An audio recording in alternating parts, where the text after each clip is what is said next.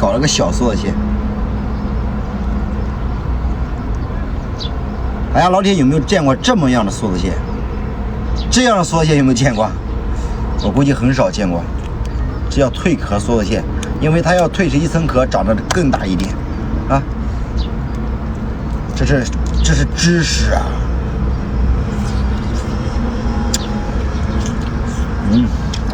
我就喜欢吃这种，不用费劲。塞拿一拿，塞拿一拿。